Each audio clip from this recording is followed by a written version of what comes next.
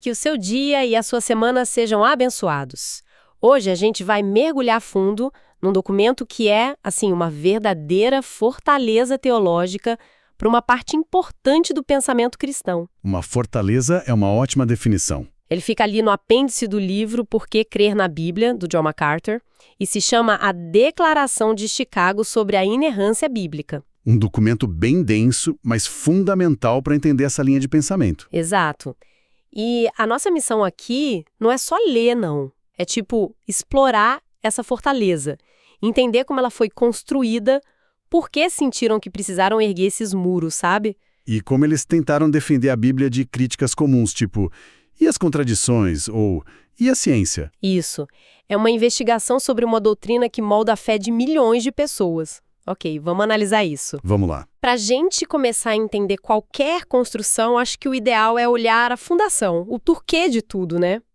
O prefácio do documento já dá essa pista. Sim, ele estabelece um cenário. Ele diz que a autoridade das Escrituras é um tema central para a Igreja. Mas o que me chamou a atenção é que eles afirmam que a ideia não é de contenda. Pelo contrário, é de humildade e amor. O que é uma tensão fascinante desde o início. É curioso, né? Porque é um documento de defesa bem forte. Eles estão de fato traçando linhas de batalha teológicas, estão respondendo ao que eles viam como desvios da verdade, mas tentam fazer isso com essa postura de humildade. E por que isso é tão importante para eles? Porque não é só um exercício intelectual, sabe? Para os autores, negar a inerrância, ou seja, a ideia de que a Bíblia não tem erros, isso é uma questão de lealdade a Cristo. É algo muito, muito sério. Entendi. E o mais interessante é que eles aplicam essa humildade a si mesmos. Esse é um ponto-chave. Como assim? Eles admitem no prefácio que até os defensores da doutrina, como eles, muitas vezes falham em viver de acordo com as Escrituras. E, o mais importante, eles dizem que a própria declaração não tem infalibilidade pessoal. Ah, então eles estão abertos a correções no próprio documento. Exato. É como um arquiteto que diz: eu acredito que esta fortaleza é indestrutível, mas se você encontrar uma rachadura no meu projeto, por favor, me mostre. Isso dá uma camada de coerência, né? Total. Eles se apresentam com humildade, mas deixam claro que estão numa missão de defesa. Qual é, então, o coração dessa defesa? O que eles estão afirmando, em poucas palavras? O coração está na declaração resumida. São 5 pontos que são espinha dorsal de tudo. Certo. Os 3 primeiros formam a base. Primeiro, Deus, que é a verdade, inspirou a Bíblia. Segundo, por ser a palavra de Deus, ela tem autoridade divina infalível em tudo que aborda.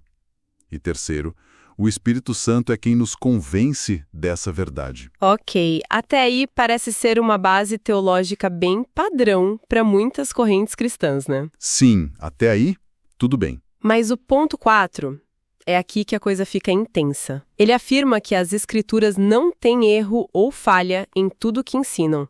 E especifica: criação, história mundial, origem dos textos. Exatamente, você colocou o dedo na ferida. Peraí, isso é uma afirmação gigantesca. Como eles defendem isso diante das descobertas da ciência ou da crítica histórica? É isso. O ponto 4 é o que torna esta declaração tão específica e, para alguns, tão controversa. Eles tendem a ideia de ausência de erro para muito além de questões de fé e a joga no campo da história e da ciência. E o ponto 5 deve ser a consequência disso. É a consequência direta. Se você mexe nesse ponto 4, se limita a essa inerrância que eles chamam de absoluta, você está, na visão deles, demolindo a autoridade da Bíblia inteira. Então é um pacote completo. Ou você aceita tudo como factualmente correto, ou a base toda desmorona. Na visão dos autores, sim. E isso levanta a pergunta que vai guiar o resto da nossa análise. O que eles realmente querem dizer com sem erro? Eles estão dizendo que um poema de 3.000 anos tem que ter a precisão de um relatório de laboratório do século XXI? A resposta é não, e é aí que as nuances do argumento deles começam a aparecer. Ok, então depois desses 5 pontos centrais, eles precisam detalhar. E a estrutura que eles usam é muito direta. Artigos de afirmação e negação. Afirmamos isso, negamos aquilo. Bem claro. Vários deles parecem estar construindo essa muralha em volta da autoridade da Bíblia, sabe? cada um defendendo um lado diferente. É a imagem perfeita. Eles estão construindo uma fortaleza teológica e cada artigo é um tijolo ou uma torre de vigia. Isso. Por exemplo, tem um grupo de artigos que parece focado em estabelecer de onde vem a autoridade. O artigo I diz que a autoridade vem de Deus. E nega que venha da igreja, da tradição ou de qualquer fonte humana. É uma declaração de independência, certo? Totalmente. É dizer que a Bíblia não precisa da validação de nenhuma instituição para ser a palavra de Deus. A autoridade é intrínseca, vem do autor. E eles vão mais fundo. O artigo 6 afirma que essa inspiração divina não se aplica só às ideias gerais, mas chega às próprias palavras do original. E esse é um ponto crucial. Se palavra por palavra. Exato. Eles fecham a porta para aquela ideia de que Deus inspirou os conceitos, mas os autores humanos podem ter errado nos detalhes. Para eles, a inspiração é tão completa que garante a precisão das palavras escolhidas.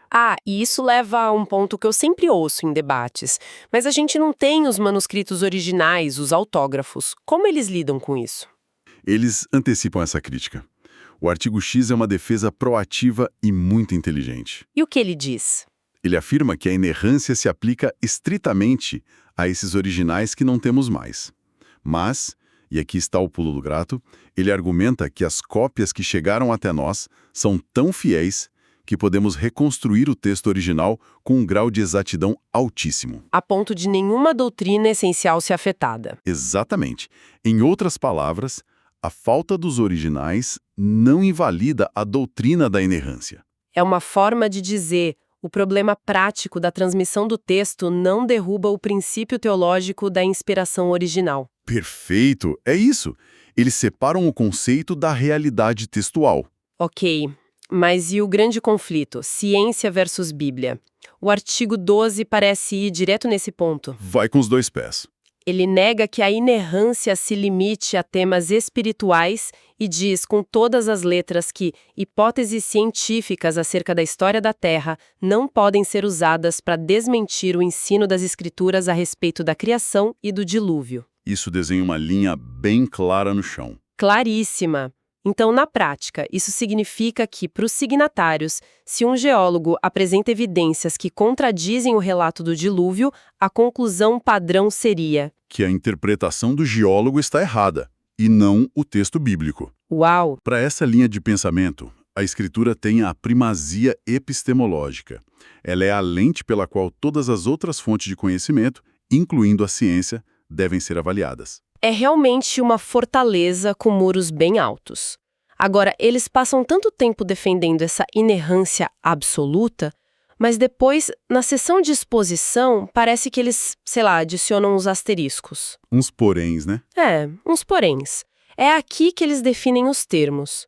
O que eles dizem sobre infalível e inerrante. Essa parte é fundamental para a gente não caricaturar a posição deles. Eles fazem uma distinção útil. Pensa num GPS. Ok. Infalível significa que ele sempre vai te levar ao seu destino. É um guia confiável para a sua jornada espiritual. Certo, ele não te desorienta. Isso.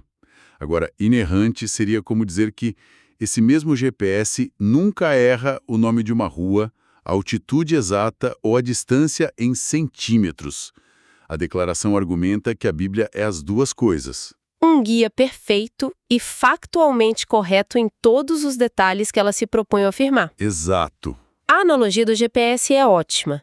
Mas então o próprio documento diz que esse GPS às vezes usa hipérboles, arredonda os números, faz citações que não são literais. Não parece uma contradição? Essa é a tentativa deles de resolver o que você apontou. Eles estão dizendo que a inerrância não pode ser medida por padrões de precisão técnica contemporânea. A Bíblia é inerrante de acordo com os padrões de verdade e as convenções literárias da época em que foi escrita. Isso me lembra daquela discussão clássica. Quando a Bíblia diz que o sol parou no céu em Josué, eles não estão fazendo uma afirmação de astronomia, mas descrevendo o fenômeno da perspectiva de quem estava na Terra. Esse tipo de nuance. Exatamente esse tipo. Eles argumentam que a verdade de uma declaração depende da intenção do autor. Um historiador antigo que arredonda o número de soldados numa batalha não está errando segundo as convenções da sua época. Ele está comunicando a magnitude do evento. Isso. Da mesma forma, um poeta que usa uma metáfora não comete um erro factual. Por isso, a interpretação correta do texto se torna a chave de tudo. E eles falam sobre isso. Sim, o artigo 18 insiste numa exegese histórico-gramatical. Você precisa ler poesia como poesia, história como história e assim por diante. A inerrância nesse quadro não é um literalismo cego. Entendi. Então a busca pela intenção do autor original é o que define se algo é um erro ou não. Isso coloca um peso enorme sobre a interpretação. Um peso gigantesco. E quais são as consequências de tudo isso na prática?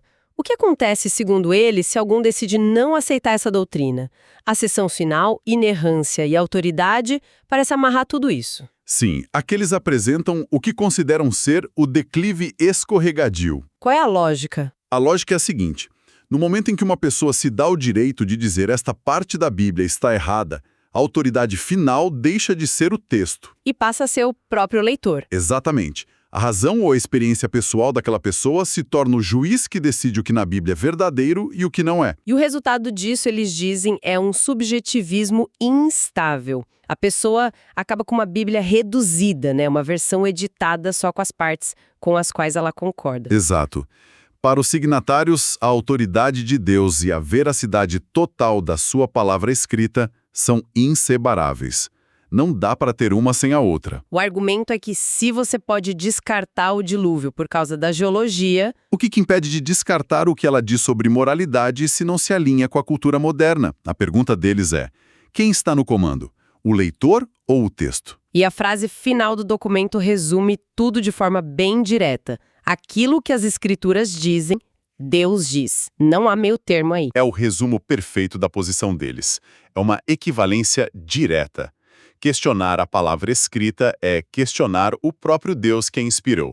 Ok, para recapitular então.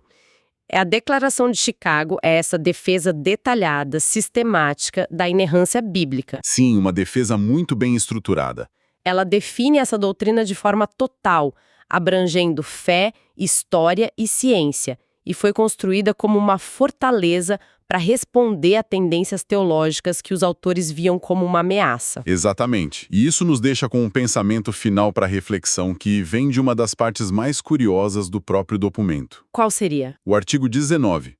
Ele faz uma distinção muito importante. Ele afirma que confessar a inerrância da Bíblia não é um requisito para a salvação. Ah, isso é interessante. Então uma pessoa pode ser cristã e ser salva sem acreditar nisso? Pode.